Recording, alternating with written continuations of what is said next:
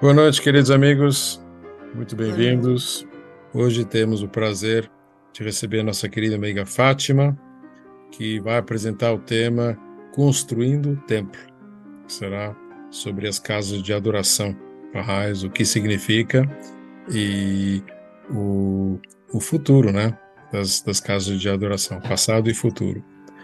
Então, aí, essa imagem que a gente vê aqui, né, é um templo cristão, o templo do cristianismo, que é intitulado a Catedral. E então, é exatamente sobre isso que essa parábola fala.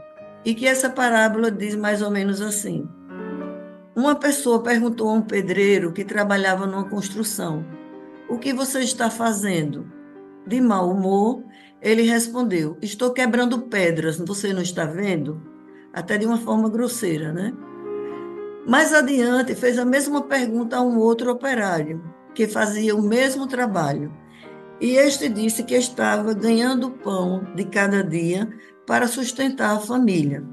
Então já tem uma conotação diferente, já tem uma forma de colocar também diferente, mas ainda simplesmente ele estava em função do dinheiro que ia receber para poder alimentar a família, o que é um bom propósito, mas não é o que mais se espera, né? Já um terceiro trabalhador, que também arrebentava pedras, quando questionado, afirmou orgulhoso: estou construindo uma catedral. Postura que deveriam ter diante das constantes escolhas com que todos nós nos defrontamos. A maioria age como os dois pedreiros, que encaravam a tarefa como algo enfadonho, cansativo e obrigatório. Entretanto, o terceiro tinha um foco, participava de algo grandioso, sentia-se parte integrante de uma realidade maior, considerava o trabalho algo importante, não apenas por si mesmo. Então, a gente poderia aqui trabalhar essa questão, porque um pensava assim, era mal-humorado e dizia que estava carregando pedras, porque o outro tinha ainda um propósito no que fazia, e porque o outro estava orgulhoso porque estava construindo catedral. A sinagoga, que são templos do judaísmo, dos judeus, tiveram trabalhadores, né? E a gente pode se perguntar como é que esses trabalhadores, qual era o sentimento, qual era a visão que eles tinham ao construir uma sinagoga. E a mesma coisa a gente pode se perguntar em relação às mesquitas, que são as catedrais islâmicas dos muçulmanos, né? Dos islâmicos. Podemos também perguntar àqueles que construíram os templos do fogo, que é os templos zoroastrianos, ou os templos budistas, né, os mosteiros budistas, ou mesmo os templos hindus, né? Todos eles tão lindos, tão com tanta ostentação, com tanta beleza, com tanta riqueza de todas as formas, né? A gente poderia se perguntar também, quem sabe se algum sábio também não perguntou àqueles que construíram esses templos, não fez a mesma pergunta e a gente se defrontou com pessoas, eles lá se defrontaram com pessoas que tinham a mesma visão, o mesmo sentimento de que estavam carregando pedra ou trabalhando para dar o sustento à família, ou mesmo construindo esses belos templos, porque tinha um propósito maior. E assim, tivemos também os construtores dos templos barrais, aqueles templos que já estão construídos. Como serão esses trabalhadores? Como são, como foram, como são os trabalhadores dos templos barrais? Será que tem alguma diferença? São seres humanos. E aqui eu trouxe um pouco sobre o que é idealismo, é ter uma visão do que é possível e querer fazer a diferença, é se interessar apaixonadamente por aquilo que tem sentido na vida. Os idealistas, ele veem as coisas como podem ser e têm fé no poder da mudança. Ousamos ter grandes sonhos e depois agimos como se fossem possíveis. Idealismo não significa que somos apenas sonhadores ociosos. Sonhadores ociosos só desejam que as coisas sejam melhores. Idealistas sonham e fazem algo, protagonizam para melhorar as coisas. Então, os idealistas, né, e somos todos nós, porque nós temos também um ideal, tornamos o ideal real. Está nisso. O idealista diz: e por que não? Pode ter todos os obstáculos, todas as dificuldades podem estar diante dessas pessoas, mas elas dizem: por que não? Enquanto o pessimista, ele diz: por quê? Para quê? Gastar meu tempo, minhas energias, simplesmente, né? Então, essas pessoas, elas são sempre práticas, elas são determinadas, os idealistas. Diz: eu tenho um sonho, eu tenho um plano, tenho fé no melhor resultado possível. Minhas ações combinam com minhas palavras e eu persevero. Né? E a gente deve ser sempre grato por ser um idealista, porque a gratidão ajuda a pessoa a realizar os sonhos. Então, tudo isso passa por uma consciência, né? A consciência do que estamos fazendo, a consciência de que podemos ter muitas dificuldades no que estamos fazendo, mas podemos transformar essas dificuldades em algo realmente concreto daquilo que a gente almeja fazer. A gente realmente exercita, tem uma prática, tem um projeto, tem um plano para aquilo, faz, e a pessoa agradece, fica grato, porque ele tem essa forma de ver, ele tem essa determinação. Então, tudo isso passa pelo idealismo, né? E aí também envolve serviço, e aí a gente tem esse texto dos Escrituras Barrais que fala que feliz é aquele que se levanta em espírito de serviço para promover o bem-estar e os melhores interesses dos povos e raças da terra. Que o serviço em amor pelo gênero humano é unidade com Deus. Então, certamente aquele terceiro pedreiro, aquele terceiro trabalhador, ele tinha um sentimento diferenciado com relação ao que ele estava fazendo. Ele estava ali em espírito de serviço. E ele estava fazendo com amor, sabendo que estava fazendo pelo bem-estar do gênero humano, né? Promovendo o bem-estar do gênero humano, e ele estava em unidade com Deus. E ele colocava excelência em tudo que ele fazia, porque excelência é isso, né? É a gente colocar o melhor, dar o melhor que a gente tem naquilo que a gente está fazendo. Na verdade, é uma cultura, é um paradigma, e quem é pessimista procura um modo, como é que eu quebro pedra?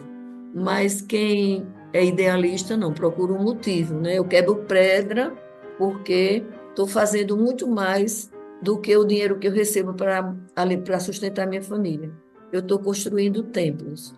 Eu estou construindo templos, estou construindo casas de adoração, e a gente vê aí, né, os templos barrais, que são vários em todos os continentes. No continente americano nós temos 3, e passa por tudo isso. É que aquelas pessoas que vão trabalhar no templo, elas são preparadas espiritualmente para isso. Todo tipo de trabalhador faz parte desse processo, mas certamente que elas são preparadas espiritualmente para isso. É dito certamente a elas, é apresentado a elas esse plano, né, esse projeto que vai ser construído, e certamente é dito o que ali vai acontecer, o que é que aquilo significa, e para que eles todos possam se sentir como aquele terceiro trabalhador, se sentir construindo algo maior, né, algo que tem todo um sentido de ser. Construtores, os operários, os profissionais, todos são preparados para isso. Que esses templos barrais, eles também são chamados de casas de adoração, né?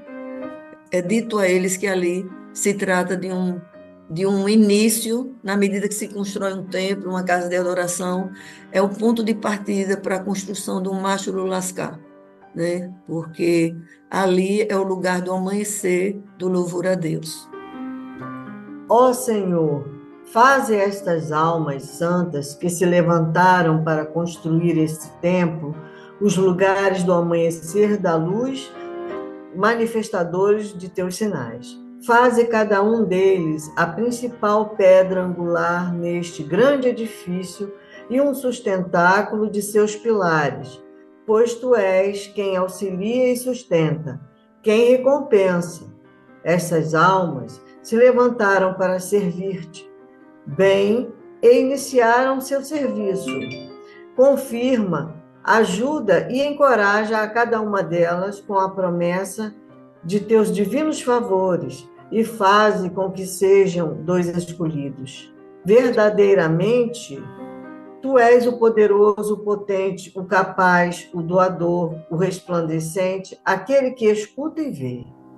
Ó Deus, enviai tua ajuda divina a todo aquele que se empenhe para servir a este edifício e trabalha para levantá-lo entre as religiões do mundo.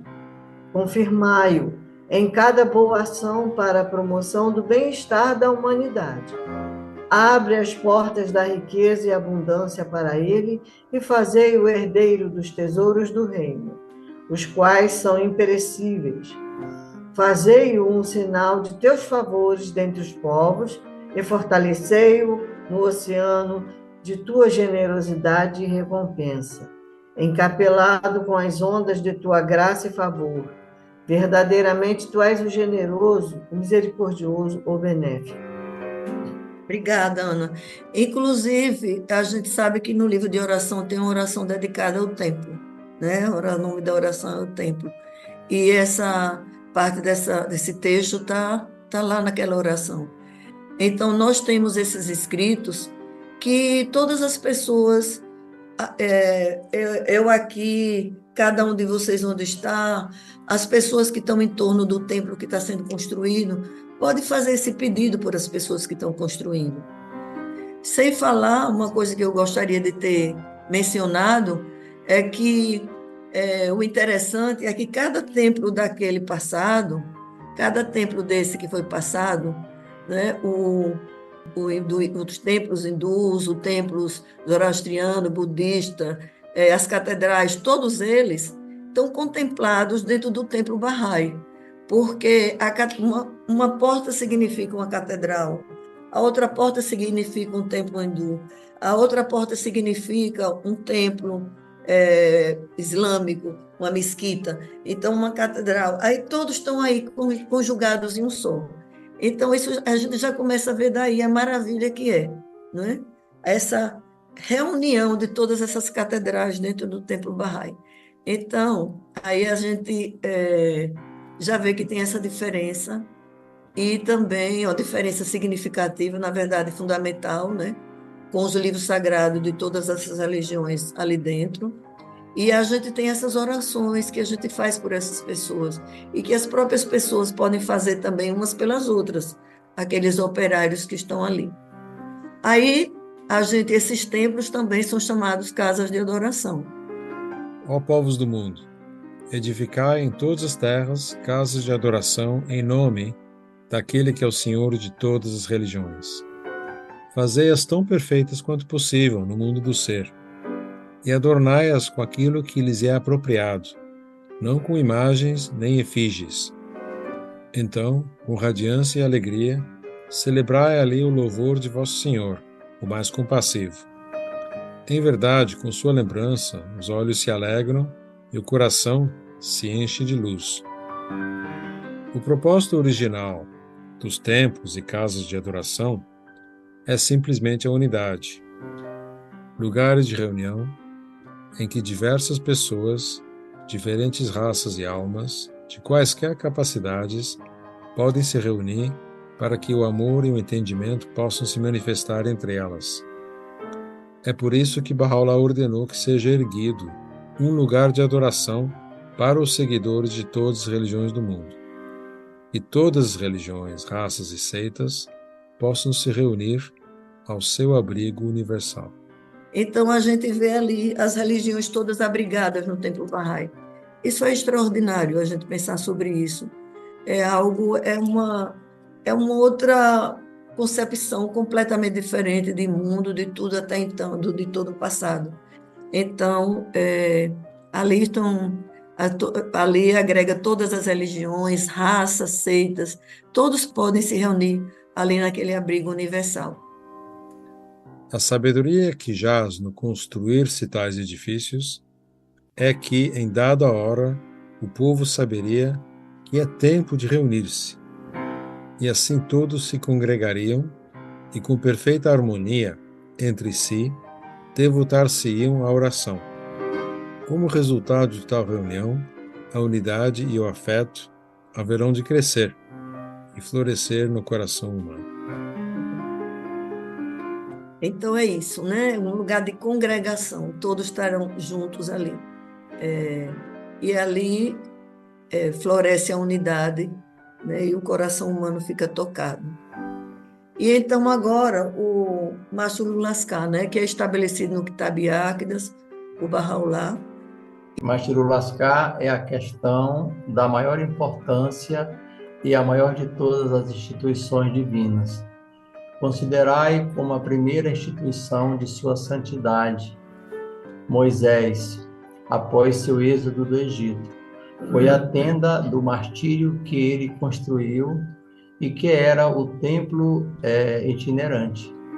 Era uma tenda amável no deserto, onde quer que ficasse, e nela faziam suas devoções. Da mesma maneira, depois de sua santidade Cristo, possa o Espírito do mundo ser-lhe sacrificado. A primeira instituição estabelecida pelos discípulos foi um templo. Planejaram uma igreja em cada país. Considerai o Evangelho, leiam-no.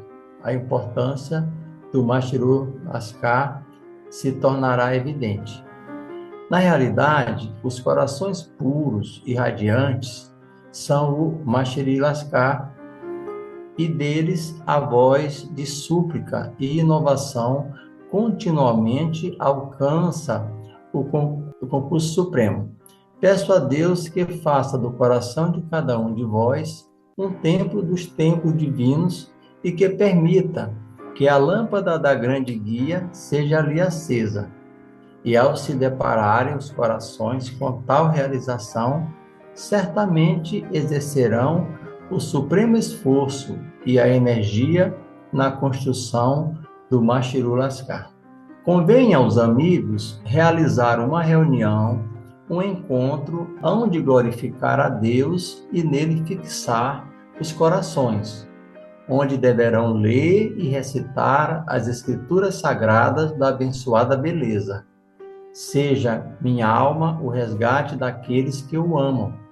As luzes do reino do Todo-Glorioso, os raios do horizonte supremo, serão lançados sobre essas assembleias radiantes, pois não são senão os Mashiach Lascar, os pontos onde alvorece a lembrança de Deus, os quais devem, conforme ordena a mais excelsa pena, ser estabelecidos em cada aldeia e cidade.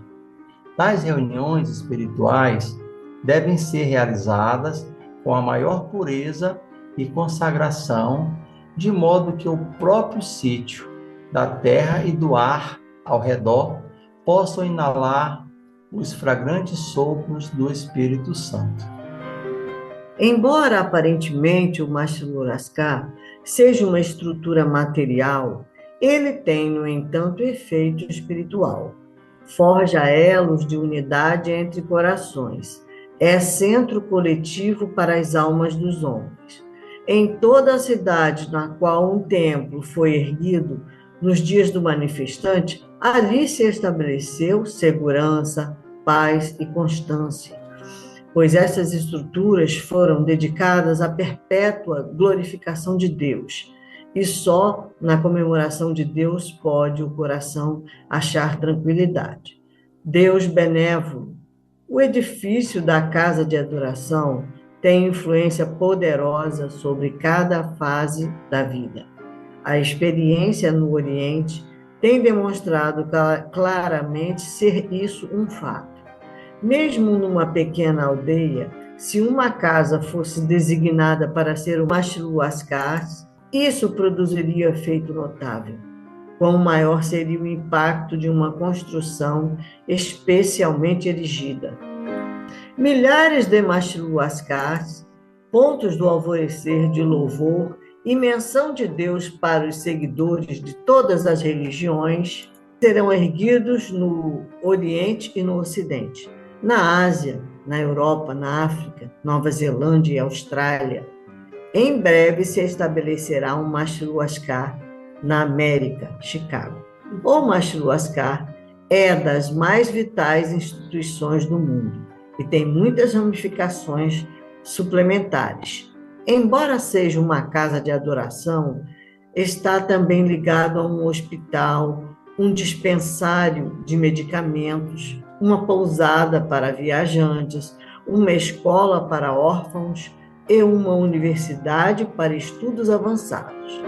A cada Mashru Ascar, portanto, serão acrescidos gradualmente hospital, escola, universidade, dispensário e hospedaria, todos funcionando conforme os mais eficientes e metódicos procedimentos. Torna esses assuntos conhecidos aos bem-amados do Senhor, para que venham a saber quão muito grande é a importância desse ponto do alvorecer da recordação de Deus. Quando a humanidade chegar a esse ponto, né? Onde é que nós estaremos? No alvorecer da recordação, no ponto do alvorecer da recordação de Deus. Então, isso ainda estava no momento inicial, quando esse texto foi colocado, né? Dizendo assim que ainda serão erguidos no Oriente e no Ocidente, na Ásia e tal. Então, uma coisa assim mais antiga. As casas de adoração, os templos barrais que estão no cerne desses Mashru Lascar, congrega todos os seguidores de todas as religiões.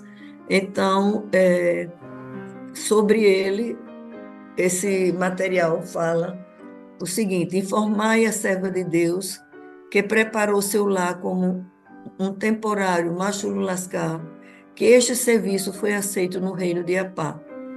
Soubemos que tens a intenção de embelezar tua casa com reunião, na qual se ocuparão em glorificar o Senhor Todo-Glorioso.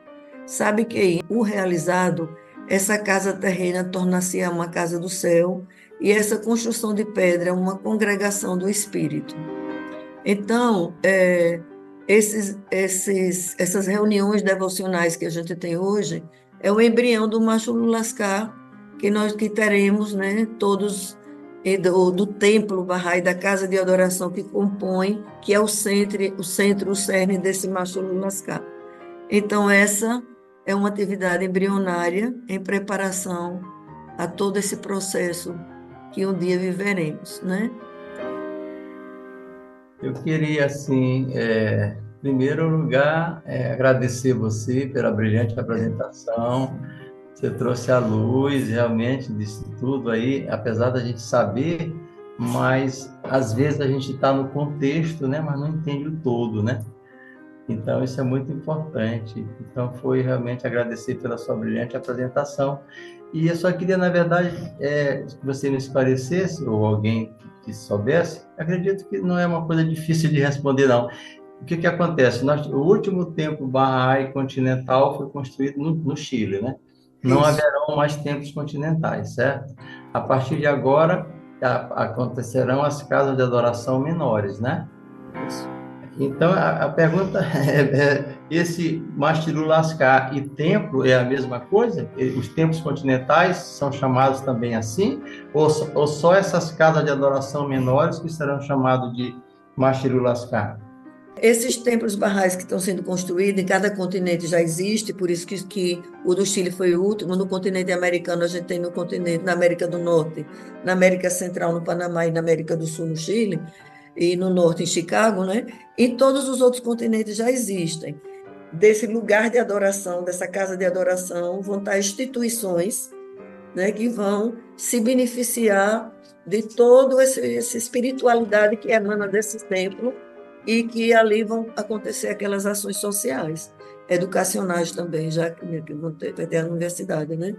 Eu entendo que no centro está o templo, a casa de adoração, agregando todas aquelas 9 religiões mundiais, né? Todas aquelas catedrais estão ali dentro, com os livros sagrados de todas as religiões, e em torno desse templo, então, essas instituições serão erguidas, né? Todas essas instituições, e que esse complexo todo, o templo, a casa de adoração, com essas instituições, constitui o Mashur Laskar.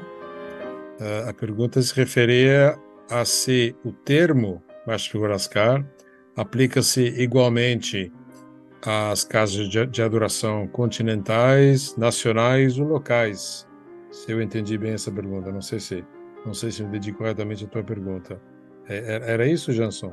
Perdoe-me se eu entendi mal.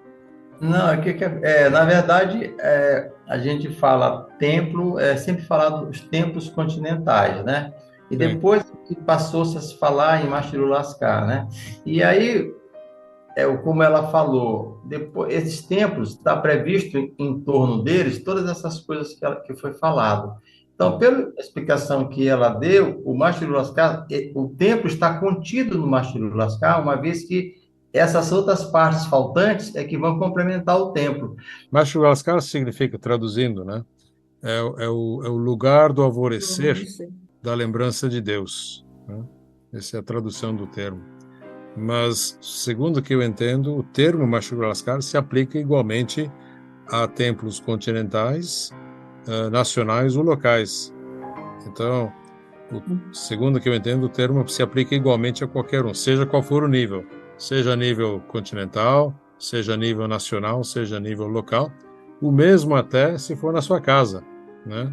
Que, como a Fátima estava explicando, de forma embrionária, isso que é legal, né? A coisa legal é que você pode ter o Mashur Laskar na sua casa, que é um embrião, né, de uma futura casa de adoração. Mas eu acho que o termo, segundo o que eu entendo, se aplica igualmente. Mashur Laskar pode ser local, pode ser nacional e pode ser intercontinental, né? Então, a sede Bahá'í pode ser chamada de Mashur Laskar? Eu acho que a sede Bahá'í se chama... Não, a sede Bahá'í, normalmente o termo para a sede Bahá'í é Hazirat Roots, né? Que é um termo diferente para uma sede Bahá'í. Uma casa de adoração não é necessariamente a mesma coisa que uma sede Bahá'í, né? Uma sede Bahá'í tem funções assim... Pode ter funções de reuniões, de administração, qualquer coisa. A casa de adoração tem certos critérios, eu acho, que devem ser seguidos, mas é fundamentalmente uma casa de adoração, né? Eu gostaria de contribuir. O meu entendimento é bem próximo do de Nick. Qualquer lugar onde se adore a Deus é um Mashur Laskar. Até num quarto sozinho, se você estiver fazendo uma devocional ali, naquele momento ele é um Mashur Laskar. Eu ouvi isso que Abdu'l-Bahá falou, que no futuro vai ter 100.000 templos no mundo. Então, eu posso imaginar essa congregação de, por exemplo, universidades e hospitais e as coisas ao redor, porque vai incluir toda a população, não? Mas agora são só pequenos lugares onde tem templos mas estamos começando fazendo essas instituições agora em nossas comunidades. Então, esse vai ser o centro de cultura mundial, esses edifícios. O templo em Chicago, eu vou lá quase todos os anos.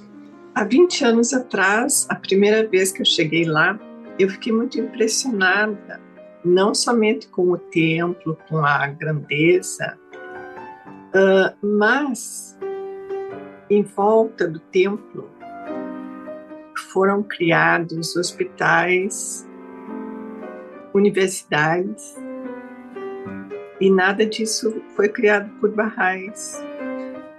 Tudo que Abdu'l-Bahá disse que deveria ter em volta do templo, tem em volta do templo, não é juntinho, algumas quadras separadas, mas são um dos melhores lugares para se estudar nos Estados Unidos. São faculdades, são hospitais maravilhosos, orfanatos, todas essas coisas tem lá.